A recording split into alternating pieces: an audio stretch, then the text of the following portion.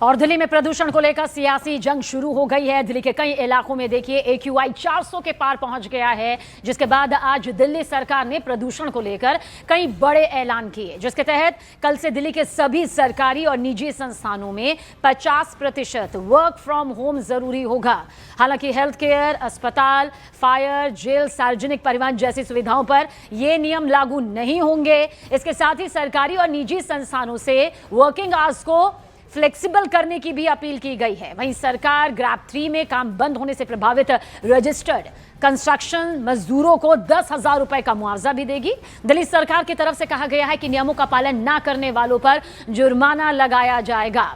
दिल्ली के कैबिनेट मंत्री कपिल मिश्रा ने आज ये ऐलान करते हुए कांग्रेस आम आदमी पार्टी पर जमकर हमला बोला।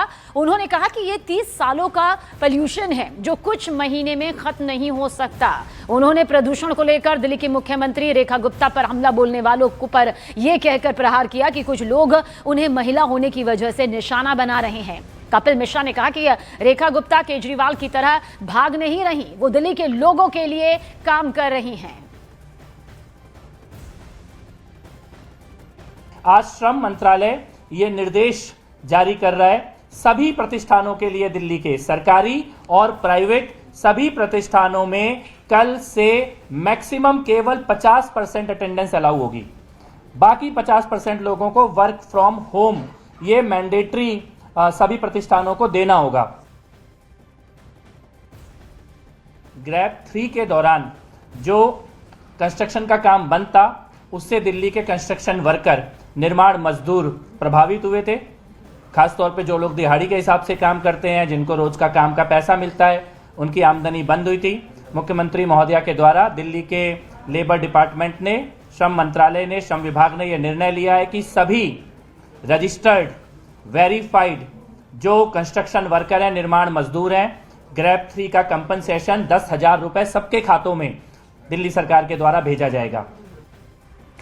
और देखिए, उधर विपक्षी पार्टियों ने भी प्रदूषण पर केंद्र और दिल्ली सरकार को घेरना शुरू कर दिया है। आज यूपी के सांसद चंद्रशेखर आजाद संसद भवन के सामने प्रदूषण के खिलाफ तख्ती लेकर कुछ इस तरह से बैठ गए।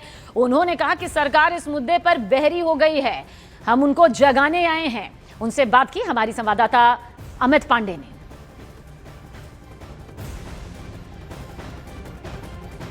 संसद भवन के सामने एक सांसद बैठ जाता है तख्ती लेकर और ये विरोध प्रदर्शन करता है। चंद्रशेखर आजाद हैं या यूपी के सांसद। जहरीली हवा है, सरकार लापता है।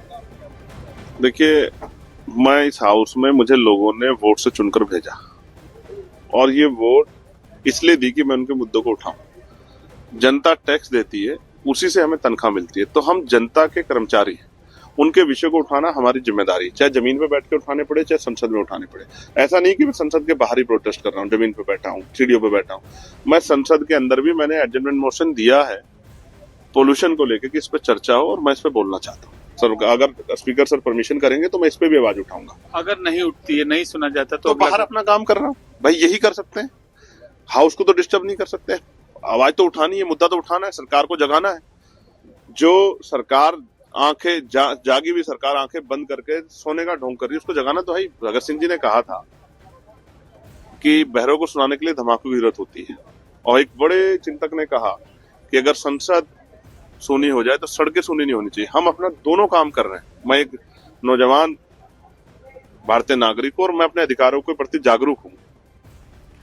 और देखिए, कल भी आम आदमी पार्टी ने दिल्ली में प्रदूषण को लेकर दिल्ली के सीएम रेखा गुप्ता और पर्यावरण मंत्री मनजिंदर सिंह सिरसा के खिलाफ विरोध प्रदर्शन किया था, जबकि दिल्ली के पर्यावरण मंत्री मनजिंदर सिंह सिरसा ने यह कहते हुए दिल्ली की जनता से माफी मांग ली थी कि 30 सालों का प्रदूषण सिर्फ 5-6 महीने में खत्म नहीं किया जा सकता। आज इसी को लेकर कपिल मिश्रा ने भी आम आदमी पार्टी को जवाब दिया। पहले दिन जब आप आए सरकार में, आपकी एक ही मंशा थी कि हम AQI के आंकड़ों में किसी तरीके से फर्जीवाड़ा करके आंकड़ों में पोल्यूशन कम करके दिखा दें। दिल्ली वाले खांसते रहे, मर जाए, कोई दिक्कत नहीं, आंकड़े कम होने चाहिए। और पहले दिन इन्होंने ये तय किया कि नए AQI स्टेशन लगाए जाएंगे। दूर दराज के जंगलों के अंदर AQI स्टेशन लगाने की योजना लेके आए ताकि एवरेज AQI कम हो जाए। जैसे ही AQI बढ़ता है दिल्ली के AQI मॉनिटरिंग स्टेशंस को ये शट डाउन कर देते हैं, वो रीडिंग ही नहीं लेते ताकि एवरेज AQI कम रहे। कि भाई एक गलती तो हुई है हमसे, और वो गलती ये हुई है कि हम 30 साल का पोल्यूशन 5 महीने में ख़त्म नहीं किया। ये भी गलती हुई है कि पिछला मुख्यमंत्री भाग जाता था 1 महीने, हर दिसंबर जनवरी 1 महीने की छुट्टी लेके भागता था दिल्ली से। अभी मुख्यमंत्री की गलती है, वो रोज़ सड़कों पे काम कर रही हैं, सफाई कर रही हैं, सड़क साफ करा रही हैं, गड्ढे ठीक करा रही हैं, तो ये भी एक गलती है। और उनका महिला होना भी गलती है, क्योंकि इतनी गालियाँ, इतनी बदतमीजी की जा रही है आम आदमी पार्टी के लोगों के द्वारा, केजरीवाल के लोगों के द्वारा, जितनी अभद्रता, जितनी बेशर्मी की जा रही है। मेरे को नहीं लगता कि देश की राजधानी में इस प्रकार का माहौल होना चाहिए था, जो बदतमीजी की जा रही है। उनके मंत्री जब उनकी सरकार थी तो कभी सड़क पे दिखाई नहीं दिए, उन्होंने पॉल्यूशन के ऊपर कोई काम नहीं किया। और देखिए, इस समय दिल्ली के ज्यादातर इलाकों में स्मॉग की मोटी परत छाई हुई है। CPCB के मुताबिक इलाके के आसपास AQI बहुत खराब श्रेणी में बना हुआ है। मयूर विहार में आज सुबह AQI 341 दर्ज किया गया और अमूमन यही हालात बाकी इलाकों से भी इसी श्रेणी के निकलकर सामने आ रहे हैं, जहां पर सांस लेना दूभर हो गया है, बाहर निकलना मुश्किल हो चुका है, घरों के अंदर रहना भी इस वक्त जिंदगी के लिए भारी पड़ रहा है।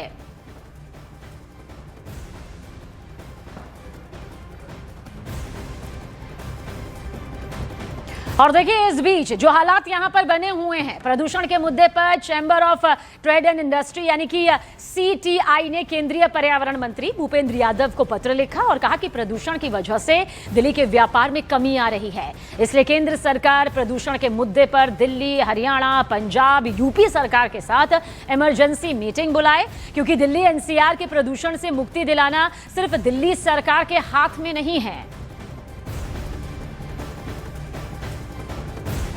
और देखिए, वहीं दिल्ली में प्रदूषण को लेकर नो PUC नो फ्यूल नियम बनाया गया है, जिसका मतलब सीधे तौर पर यह है कि जिसके पास PUC यानी सर्टिफिकेट नहीं होगा उसे पेट्रोल मिलेगा ही नहीं। इसके बाद बड़ी संख्या में पेट्रोल पंपों में लोगों की PUC सर्टिफिकेट बनवाने के लिए एक होड़ सी लगी नजर आई। हालांकि लोग सरकार के इस कदम का स्वागत कर रहे हैं, क्योंकि एक एक कदम दिल्ली की दम घोटू हवा को कम करने के लिए बेहद जरूरी है। खराब श्रेणी में बना हुआ है और कल परसों की बात करें तो ये बेहद खतरनाक श्रेणी में था। दिल्ली सरकार ने यही वजह एक फैसला लिया कि 18 दिसंबर यानी गुरुवार से जिसके पास PUC नहीं होगा यानी पोल्यूशन सर्टिफिकेट नहीं होगा उसे पेट्रोल नहीं दिया जाएगा। और अब पेट्रोल पंप पर लोग यहाँ पर पहुँच रहे हैं अपना PUC सर्टिफिकेट करवाने के लिए।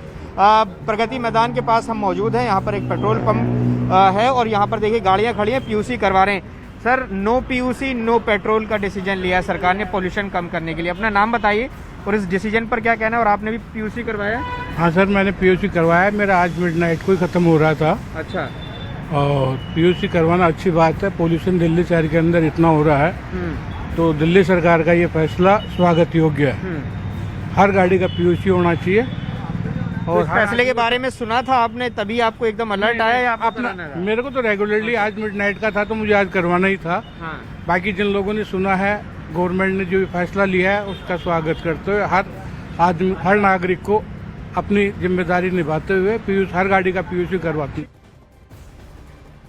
तो आप देखिए, कुछ खास कदम और सख्त कदम उठाए जा रहे हैं, नियमों को लागू यहां पर किया गया है ताकि इस दम घोटू हवा कि जहरीलेपन को कम किया जा सके। तो दिल्ली में तमाम तरह की दिक्कतें अगर आ रही हैं इस वक्त तो इसी जहरीली हवा की वजह से आ रही है, जिसे लेकर सियासत भी जारी है और जिसे लेकर दिल्ली सरकार के जरिए कुछ खास कदम भी उठाए जा रहे हैं ताकि AQI को किसी तरह से कम किया जा सके।